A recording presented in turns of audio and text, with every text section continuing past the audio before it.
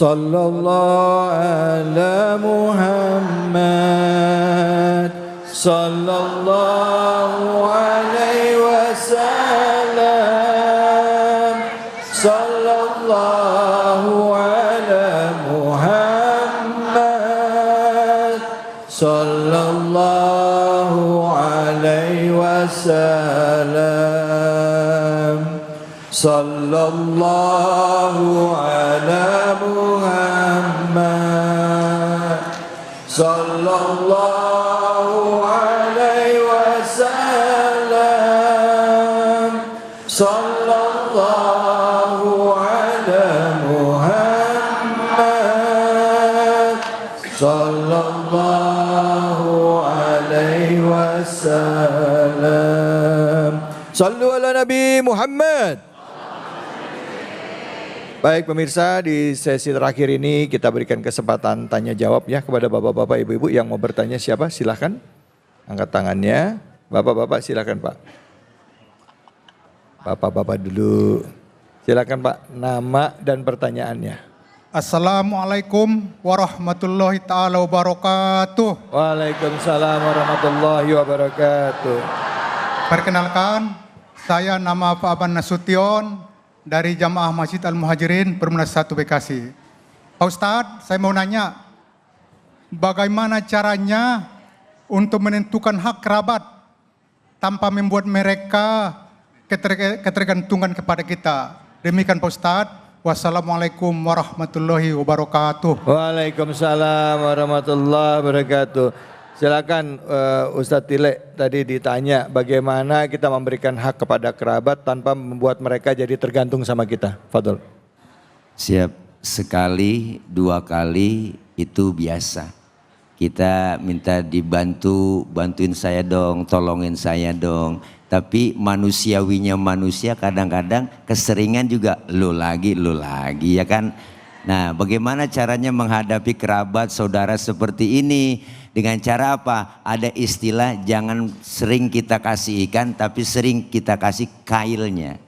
Jangan cuma ikan terus yang kita kasih tapi kailnya. Ajak dia untuk usaha, modalin dia untuk berusaha. Insya Allah kita pantau dari modal itu yang kita berikan, usahanya kita ajarkan seperti ini supaya mandiri. Kenapa? Karena kita juga butuh yang namanya ada keseimbangan. Jangan sampai hanya bergantung dengan kita doang. Kebanyakan begitu Bu. Istilahnya kalau sekali 2 kali oke, lagi butuh. Tapi kalau udah keseringan namanya memanfaatkan kita.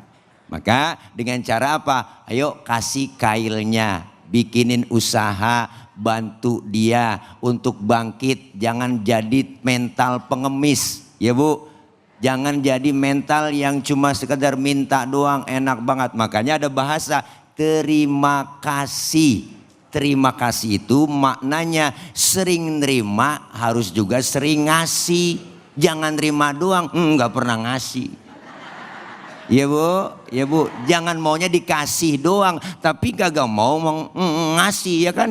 Maka caranya supaya hidup bisa mandiri, bisa maju, dibimbing dengan cara apalagi kalau kita punya modal, ayo kasih kailnya untuk dia usaha. Jangan jadikan ketergantungan kepada seseorang yang memang dianggap selalu membutuhkan. Insya Allah begitu barangkali Pak Nasution. Ujungnya doang saya dengar Nasution. Iya, ya, makasih Pak. Ya begitu barang ditambahin sama Habibana.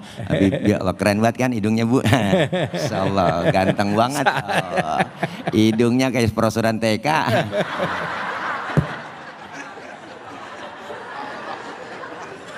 Kita kalau sama Ustadz Tile nggak bisa marah ya Bib ya. Geli mulu. Ini saudara kembar saya. Cepet banget dibalikin ya sama Habib. Aduh. Jadi ada minta tolong, ada numpang hidup, beda tuh. Ada orang yang minta tolong, tapi ada orang yang numpang hidup, beda. Kalau minta tolong sekali 2 kali boleh, tapi kalau setiap hari namanya numpang hidup. Kalau nggak bisa makan kasih. Tapi kalau semua urusan rumah tangga, dari listrik, dari makan, dari sekolah anak-anak segala macam, itu namanya bukan minta tolong. Artinya boleh kita itu memberi dan mendidik. Bukan hanya memberi jadi tanpa mendidik. Bagaimana sekali-kali nolak boleh? Oh cukup, yang kemarin sudah beberapa kali kita kasih cukup. Kenapa? Untuk mendidik. Jadi bukan memanjakan. Betul tadi kata Ustaz Tile, bisa juga dikasih kailnya. Tapi kadang-kadang kita juga bingung mau kasih kail apa. Dikasih kail ini putus, dikasih kail ini putus, dikasih kail ini putus, kan gitu. Artinya tinggal bagaimana cara mendidik seperti itu. Baik, Habib. Karena habis jadi mendidik. Pasti. Baik Habib, ibu-ibu, bapak-bapak, ini tadi kita mau nanya nih, tadi kan di ayat ke-31 surah Al-Isra ini kan wala taqtulu auladakum khasyatan imlak, gitu kan. Artinya jangan kamu membunuh anak-anakmu karena takut miskin. Apakah ini termasuk juga dengan membatasi jumlah anak, Bib? Artinya gini, ada kan orang kenapa kok punya anak cuma 1 atau cuma 2 ya, padahal istrinya mungkin subur, dia batasin dengan misalnya pakai alat kontrasepsi, ya kan gitu. Apakah ini termasuk dari perasaan takut miskin tadi, punya anak banyak nanti kita malah tambah, ya artinya nggak mampu buat ngurus anak, ya kan, dan lain sebagainya, belum tentu duitnya banyak. Apakah ini bisa dikaitin dengan ayat ini atau kita nyikapinnya seperti apa? Silakan Bib Fadol. Baik, makanya kita ini terkadang kembali ke zaman jahiliyah. Nabi itu zaman yang memperbaharui semuanya.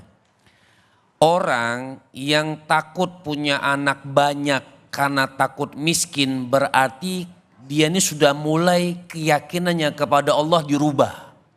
Tapi tetap dibahas dalam ilmu fikih. Dibahas dalam ilmu fikih seperti KB misal contoh. Kita menunda anak tapi bukan karena menunda itu takut miskin. Menunda itu boleh, tapi menghilangkan secara rahim haram hukumnya. Misalnya sampai yang memang betul-betul tidak punya anak sama sekali, maka tidak boleh. Tapi kalau hanya menunda suatu saat dibuka buat menahan punya anak itu masih diperbolehkan. Bisa juga termasuk di dalam hukum tersebut.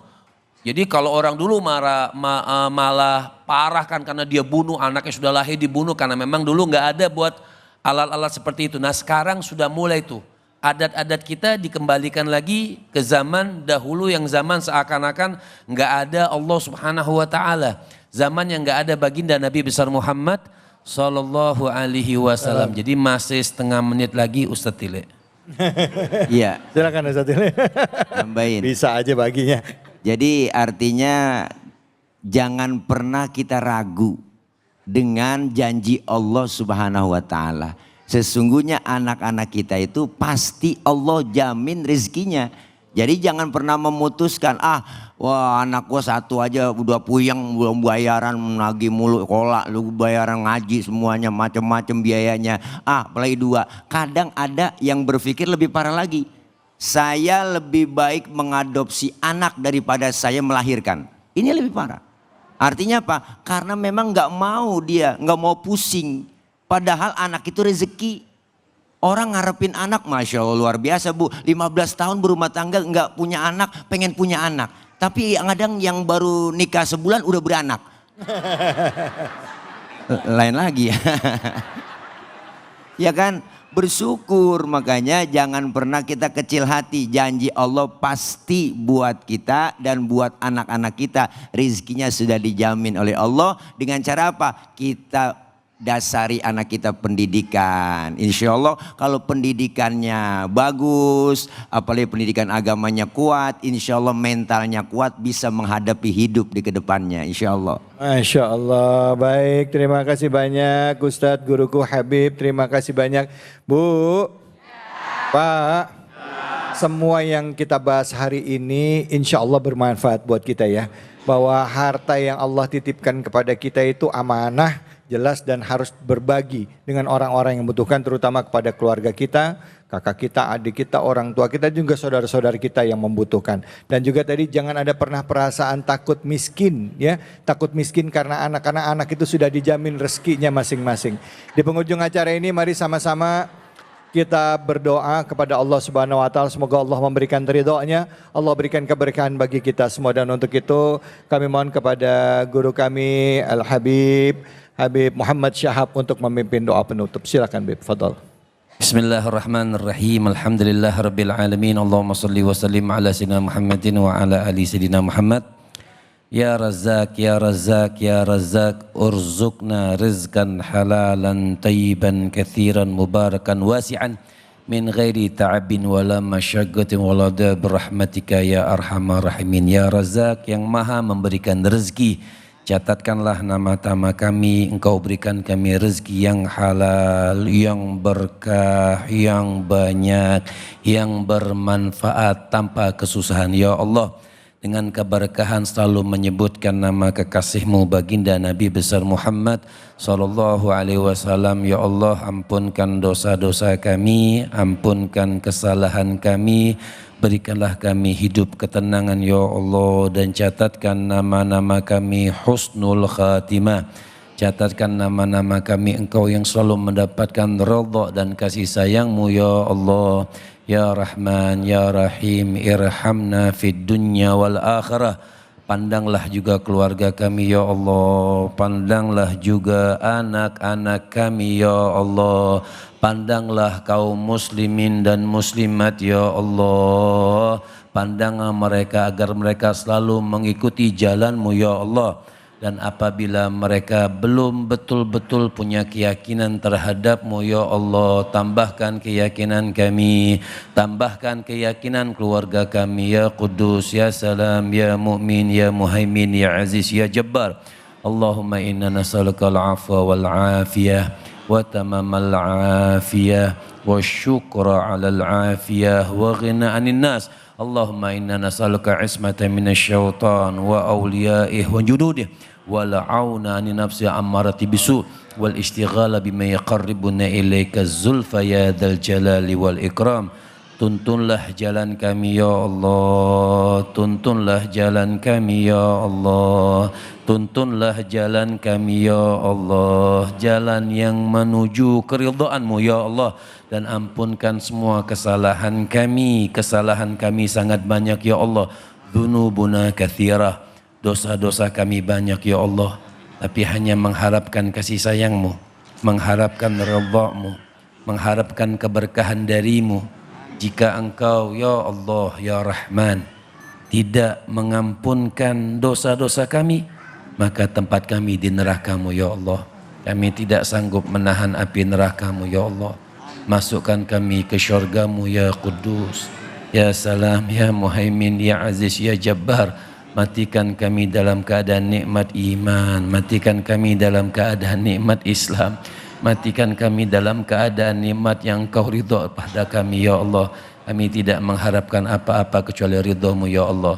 Rabbana atina fid dunya hasanah wa fil akhirati hasanah wa qina adzabannar.